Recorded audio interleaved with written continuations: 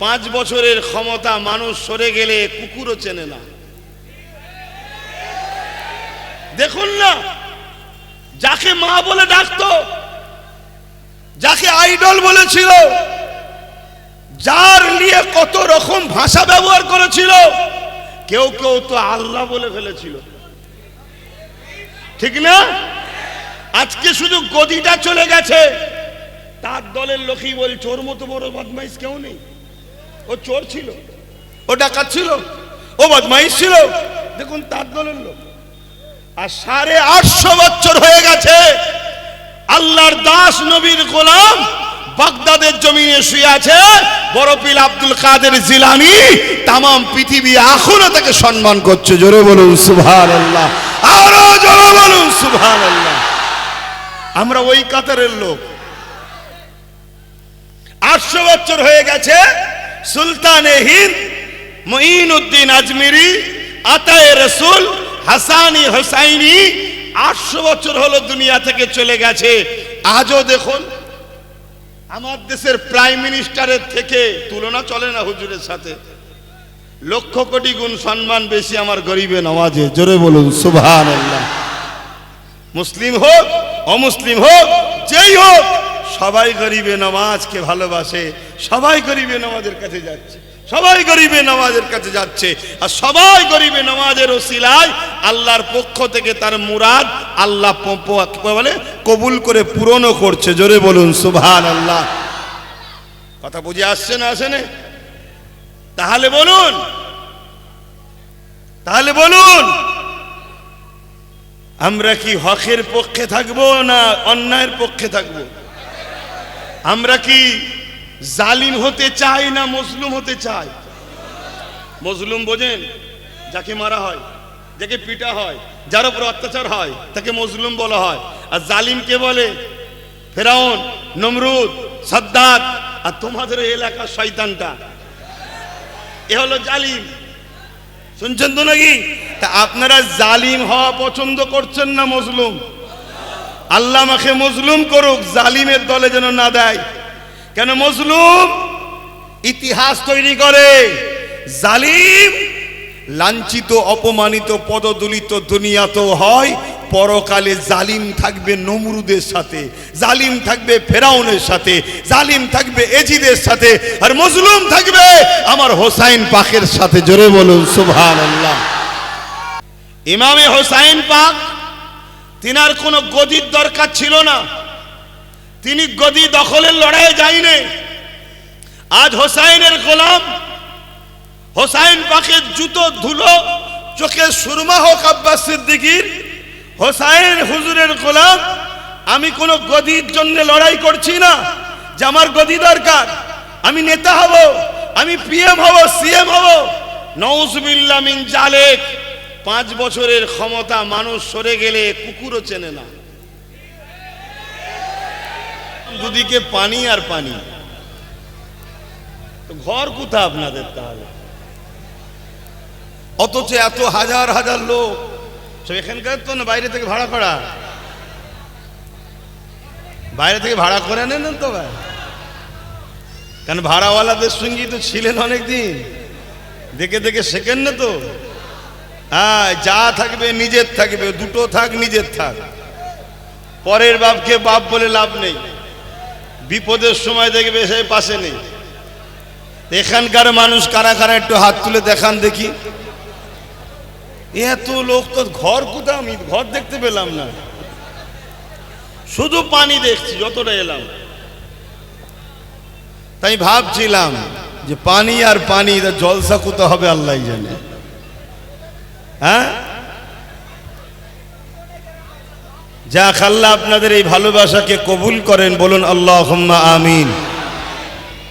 কঠিন পরিস্থিতি দুনিয়ায়, গুটি কত কথা বলবো, বলার তো আমার কিছু নেই, সবাই বলে দিয়েছি। আমি যা বলে দিয়েছি সব এখন ঘটছে।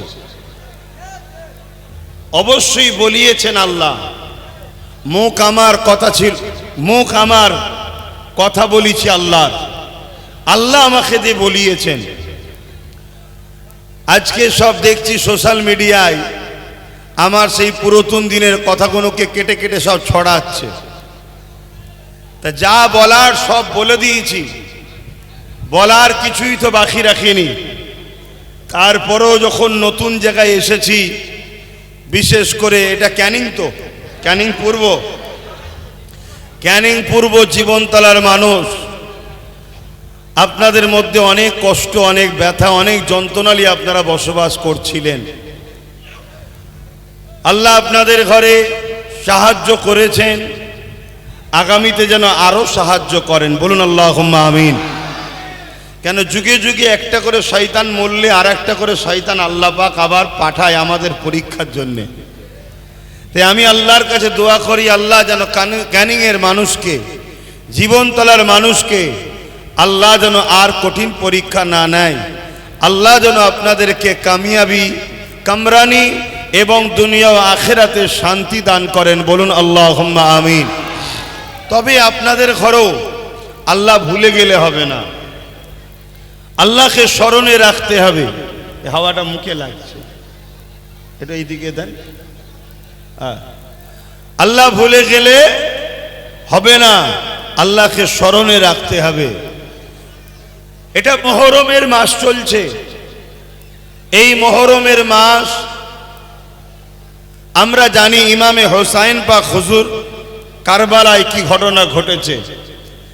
ইমামে হোসাইন পাক আমাদেরকে কারবালা থেকে এই মেসেজটাই দিয়েছে, তোমাকে আল্লাহ পরীক্ষা নেবে, তোমাকে আল্লাহ আজমাবে, তোমাকে আল্লাহ সম্মানিত করবে যদি তুমি সত্যের পক্ষে, ন্যায়ের পক্ষে, মানবতার পক্ষে, তৌহিদেবাদীদের পক্ষে, তৌহিদের পক্ষে, রিসালাতের পক্ষে, সত্যের পক্ষে তুমি যদি মজবুত হয়ে দাঁড়াতে পারো, জুলুম যত বড়ই হোক না কেন জুলুম অবশ্যই মিটবে, নাই সত্য কখনো মেটেনে আর মিটবে না। জোরে বলুন সুবহানাল্লাহ।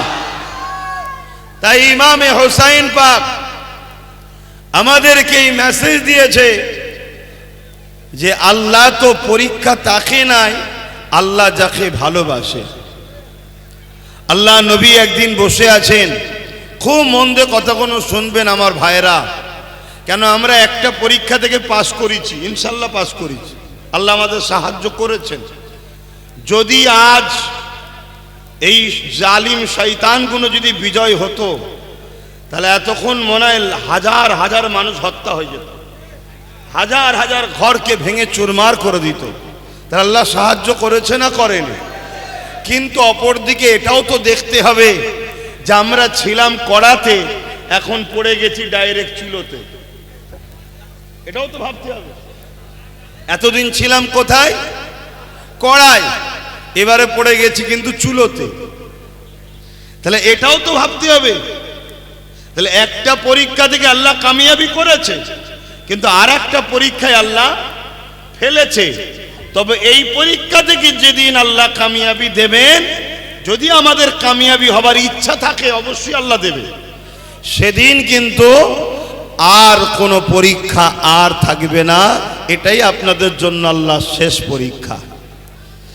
তো এই যে ব্যাপারটা চলছে, এখানে আমাদেরকে খুব সতর্কর সাথে কোরআন সুন্নাহ এবং নবী আলাইহিস সালামদের জীবনীকে জানতে হবে, দেখতে হবে। আল্লাহ নবীর কাছে এক সাহাবী আসলেন, এসে বললেন, হুজুর আমি আপনাকে ও আল্লাহকে ভালোবাসি। আল্লাহকে ভালোবাসা, নবীকে ভালোবাসা মুখে বলা যত সহজ, হাকিকতটা তত সহজ নয়। আল্লাহকে ভালোবাসে কারা? নবীকে ভালোবাসে কারা? বড় দাড়ি থাকলেই ভালোবাসা? বড় টুপি থাকলেই ভালোবাসা? বলুন না, এটাও একটা ভালোবাসার পরিচয়। কিন্তু বাপ, প্রকৃত আল্লাহ ও রসুলের প্রেমিক কারা? যারা তা'মুরুনা বিল মা'রুফ ওয়া তানহাউনা আনিল মুনকার, আল্লাহর জমিনের উপরে, আসমানের নিচে ফিতনা, ফাসাদ, জুলুম, অত্যাচার, খুন, ধর্ষণ, রাহাজানি সমস্ত কিছুকে বন্ধ মিটিয়ে দিয়ে শান্তি, সাম্য, ন্যায় প্রতিষ্ঠিত যারা করা সংগ্রাম করে তারাই হলো আল্লাহ ও রসুলের প্রিয়। জোরে বলুন সুবহান, আরো জোরে বলুন সুবহানাল্লাহ। আজ এই জমিনের ওপরে আল্লাহ আমাদেরকে পাঠিয়েছে দুটো কাজ করতে, তা'মুরুনা বিল মারুফ ওয়া তানহাউনা আনিল মুনকার। অন্যায়কে মিটিয়ে দাও, ন্যায়কে প্রতিষ্ঠিত করো। এ কাজ কে দিয়েছে? একটু সবাই বলুন, আল্লাহ দিয়েছে। তো এই কাজের জন্য কেউ ইমাম হয়ে সামনে দাঁড়াবে, কেউ তার পিছনে দাঁড়াবে। যাদেরই মনের মধ্যে এই চিন্তা থাকবে, এদের মধ্যে কোয়ালিটি আছে, সবাই এক কোয়ালিটির নয়, কিন্তু এরা সবাই আল্লাহর প্রিয়। যাদের মনের মধ্যে এ বাসনা, এ খায়েশ, এ চিন্তা, এ চেষ্টা, এ সংগ্রাম, এ লড়াই, এ যুদ্ধ জিহাদ যারাই করবে যে আল্লাহর জমিনে সন্ত্রাসী হবে না, ফিতনা হবে না, অন্যায় হবে না, জুলুম হবে না, খুন হবে না, ধর্ষণ হবে না, গরিবের অধিকার লুটা হবে না, মানুষের উপরে জুলুম হবে না, এতিম অধিকার পাবে, গরিব অধিকার পাবে, বিধবা অধিকার পাবে, হাসবে মানুষ, নিরাপদে থাকবে। এই ব্যবস্থা চিন্তা নিয়ে যারাই সংগ্রাম করবে, যারাই লড়াই করবে, যারাই এগিয়ে যাবে, যারা ঐক্যবদ্ধ হবে আল্লাহর কোরআনের ভাষায়, তারা হলো আল্লাহর প্রিয়জন। জোরে বলুন সুবহানাল্লাহ। আমাদেরকে আল্লাহ এজন্য দুনিয়ায় পাঠিয়েছে, জমিনের ওপরে ফিতনা ফাসাদ বন্ধ করো। তোমরা আল্লাহর পক্ষ থেকে প্রতিনিধিত্ব করতে এসেছো, খলিফা, প্রতিনিধিত্ব করতে এসেছো। আল্লাহ তাই কোরআনে বললেন, কুনতুম খায়রা উম্মাতিন। আল্লাহ আমাদেরকে শ্রেষ্ঠ উম্মত বলেছে। কেন? এই কাজ, এতিম তাদেরকে নিরাপত্তা দেবো, তার খাওয়ার ব্যবস্থা, থাকার ব্যবস্থা, বিধবা তার উপর যেন জুলুম না হয়, তাকে মর্যাদা স্থান দেবো, নিরাপত্তা দেবো। সমাজে কোন রকম অন্যায় অত্যাচার হবে আর উম্মতে মুহাম্মাদি চুপ থাকতে পারবে না। আর যদি কোনো মুসলমান নামধারী আলেম হোক, মুফতি হোক, পীর হোক, বক্তা হোক, ওয়াইজিন হোক, আর সাধারণ মুসলমান হোক, যদি জালিমের সাথ দেয় তাহলে জেনে নিতে হবে তাকে কোরআন ও হাদিসের ভাষায় মুনাফিক মুসলমান বলা হয়। এই কথাগুলো বুঝতে পারছেন? এটাই হয়েছিল কারবালায়। ইমামে হোসাইন পাক, তিনার কোনো গদির দরকার ছিল না, তিনি গদি দখলের লড়াইয়ে যায়নি। আজ হোসাইনের গোলাম, হোসাইন পাকের জুতো ধুলো চোখে সুরমা হোক আব্বাস সিদ্দিকীর, হোসাইন হুজুরের গোলাম। আমি কোনো গদির জন্য লড়াই করছি না যে আমার গদি দরকার, আমি নেতা হব, আমি পিএম হব, সিএম হব। নাউজুবিল্লাহ মিন জালিক। 5 বছরের ক্ষমতা মানুষ সরে গেলে কুকুরও চেনে না। দেখুন না, যাকে মা বলে ডাকতো, যাকে আইডল বলেছিল, যার নিয়ে কত রকম ভাষা ব্যবহার করেছিল, কেউ কেউ তো আল্লাহ বলে ফেলেছিল।